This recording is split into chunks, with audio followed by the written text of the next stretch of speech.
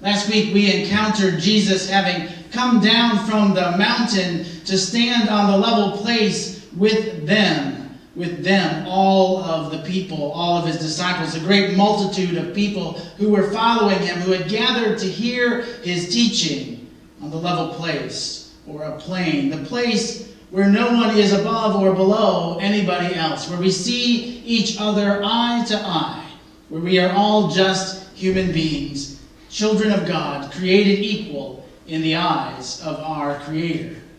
We said that Jesus proclaimed the powerful love and mercy of God that moves us to recognize the very presence of God's kingdom in our midst. It's a kind of love that is wholehearted. It's unreserved. It's an unconditional desire for the well-being of the other kind of love that Jesus talked about. A love that we even have for those we call our enemies. Our enemies. How would the world be different if this kind of love was the primary motivation instead of profit, instead of power or social status? Today, Jesus has gone back up the mountain to pray. He's taken with him Peter, James, and John. They go up the mountain to pray. He's been busy in between that message on the level plain and this day. He's been busy teaching and healing and even raising the dead. Crowds, even larger than before, are following him now. His ministry even has caught the attention of old Herod himself, which means that his ministry has caught the attention of Rome, the empire. The gospel writer even tells in the midst of this the story of the feeding of the multitude, or the feeding of 5,000 men, plus we don't know how many women or children, because in ancient times they weren't counted as among the crowd. And so at least 5,000 men were counted amongst the multitude. And Jesus told his disciples, "You give them something to eat." And there was abundance left, even though they only had a few fish and a few loaves of bread. So with Peter, James, and John, Jesus has gone back up the mountain to pray. The crowds have been around him. It's time to get away perhaps again, time to get a little Sabbath rest again. But right before he goes up the mountain to pray with them, he had told them that he was going to suffer and die at the hands of the religious elite. But on the third day, he would be raised to new life. This mountaintop story that we call the transfiguration of Jesus is a turning point in Luke's gospel. We're about to begin his journey to Jerusalem, to condemnation, to torture, to execution. Just a few verses from here, we'll hear the gospel writer say, when the days drew near for him to be taken up, he set his face to go to Jerusalem. He set his face to go to Jerusalem. We're at a turning point ourselves. We're moving from the season of Epiphany, or the revealing of God, or the nature of God's realm in the human one we know and follow as Jesus, to the season of Lent, of repentance and preparation as we journey to the cross of Good Friday and the empty tomb of Easter Sunday. Jesus reveals the powerful love and mercy of God, which runs counter to the natural world of survival of the fittest, where instinct rules over compassion, where power is the product of brute strength, where victory is won by the death of your opponents.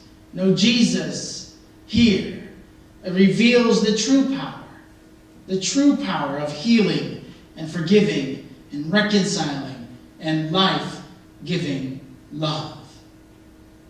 Love.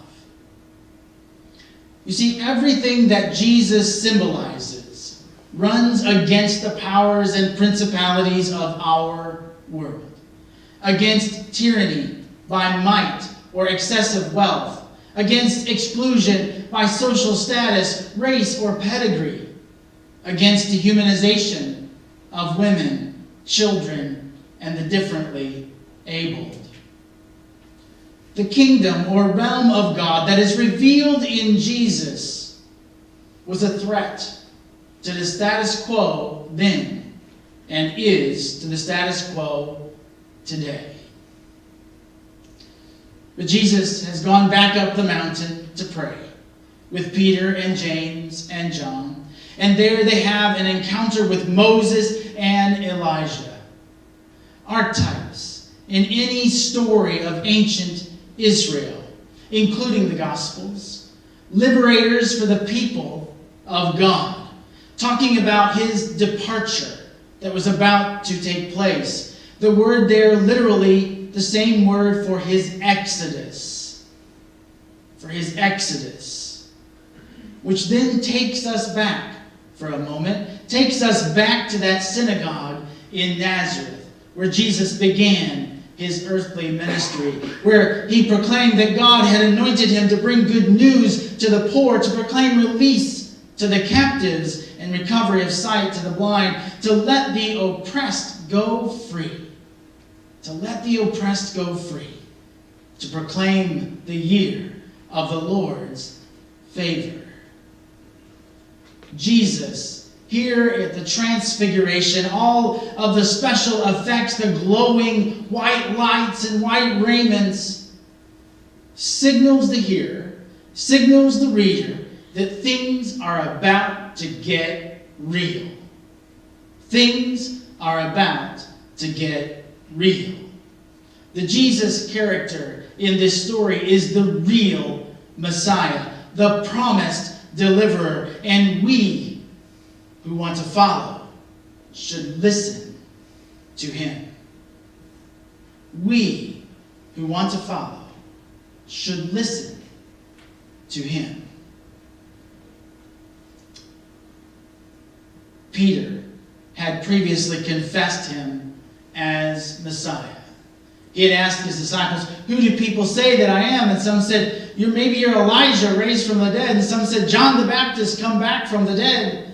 But Peter said, "You are the Messiah of God, the promised deliverer of God's people." And he knew what that meant. When he said Messiah, he knew what that meant. He heard Jesus clearly when he predicted his death at the hands of the authorities. And now they're on that mountain in glory with Moses and Elijah. And Peter doesn't want to go back down the mountain. Not back to the level place. Not back to where poverty and misery and oppression and pain and death exist. Peter wants to stay right there in that glory, right on top of that mountain. And like the crowds who wanted to keep Jesus for themselves in Capernaum, Peter doesn't want to let go of that moment on the mountain. He wants to make 3 dwellings, tents or booths, temples or tabernacles or boxes to worship like his people had done before him. But there's one thing that you can be certain about God. One thing. You cannot put God in a box. No matter how big the box is, no matter how fancy the box is, how much gold is in or on the box, no matter how many priests have laid their hands on it and blessed it, you cannot put God in a box. No matter how high the walls reach, no matter how big the steeple or the bells inside, you cannot put God in a box. It's true. It's still true today, isn't it? The powerful love and mercy of God is always on the move. in our midst and cannot be contained by houses of worship, by dogmas or doctrines, by laws or books of disciplines, theological or political labels. You can't put God in a list. You can't put God in a box. The story of God's salvation of the world is an epic tale of freedom. An epic tale of freedom. God's resistance to any attempt to limit God in any way. God's desire for creation to be free from oppression. And that's especially true for the gospel writer of Luke. Jesus, says Luke, is the Messiah, the anointed one. Jesus is going to do something about the poverty, the injustice, the disease of judgment in our world, the oppression in this world. The gospel writer is clear. This is not an escape from reality here. It's not staying on the mountain in the glory. Jesus has to come back down, disciples in tow, to accomplish his mission, to bring the realm of God's powerful love and mercy into our midst, to transform us, and through us, transform the world. As I was thinking about this story, this ancient story this week, I read another story from a commentator about an old man in a little European village who was infinitely wise. And everybody went to him for advice. They would knock on his door, they would ask a question, he would give them an answer, and he was right. Time after time after time. There were some young people in the village who were determined to mess up that record. They were determined to make sure that he got it wrong once in his life. And so they devised a plan. They took a small pigeon, and one of the larger people of the group held the pigeon in his hands. And they went to the old man's house and they knocked on the door. And the plan was this. They were going to ask the old man, is the pigeon alive or dead? And if the old man said the pigeon is alive, the guy was going to crush the pigeon in his hands and then open his hands to reveal the dead pigeon. And if he said the pigeon was dead, he was going to open his hands and let the pigeon fly away free. They had him. They had the trap. They knew exactly how to catch him. So they went to the old man's house and they knocked on the door. And the old man slowly opened the door and peered out. And they said, we have a bird over here. You're so wise. Tell us, is the bird alive or is it dead? And the old man thought for a second and then responded, it's all in your hands. It's all in your hands. It's all in your hands. Now, we don't have to bear the entire weight of this world and all that is horrible within it, or good within it. But it is all in your hands. The power to give death and the power to give life is in your hands. When we criticize, when we belittle, when we misunderstand, when we ignore, when we boast, when we insist on our own way, we crush one another.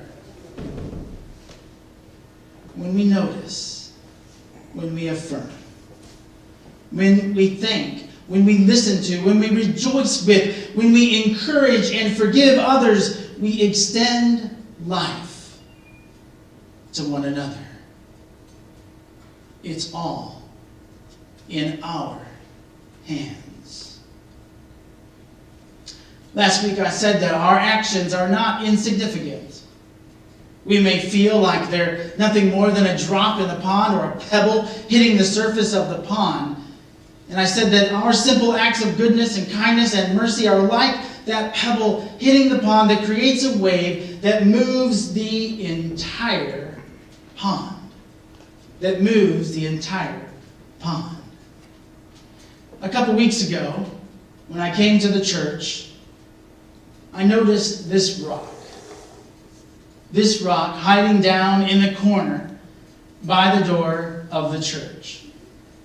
A cute little rock, pink with a sort of a smiley, maybe sort of a frightened face. I'm not exactly sure what the face is, but I saw that rock and I thought, what are you doing there? Where did you come from? And I picked it up and I looked on the back and it said something about posting on Facebook at hashtag Kankakee Rocks. So I looked up Kankakee Rocks and I found out that there's a group of people who are painting rocks, pretty little rocks, that they hide all over the community for people to find. And then once people find them, they post them on social media. Maybe they take their rock and they go hide it for somebody else to find. And most of the rocks have some kind of smile on them or happy kind of pattern on them. And they bring a little moment of joy. A little moment of joy. I mean, I'd much rather find a rock like this by our door than a rock that busted out the window by the door, right? So a little bit of joy in this small rock that has the potential to bring joy into the lives of many.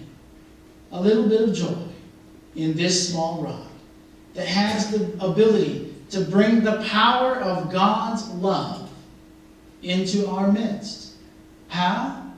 Because I might decide to share it with somebody. I might give it off and say, now it's yours. Take that love and give it to somebody else. Take that joy and share it with somebody else. And if you want to pass it around so that everybody gets to feel a little of that joy, you're welcome to do that this morning. What we have in us is the power of love. What we have in us is the power of God's amazing grace. And all we have to do is decide to share it. And we will make waves in this big old pond we call the world, we call life, like we can't even imagine. But that's the power of God's love. Amen.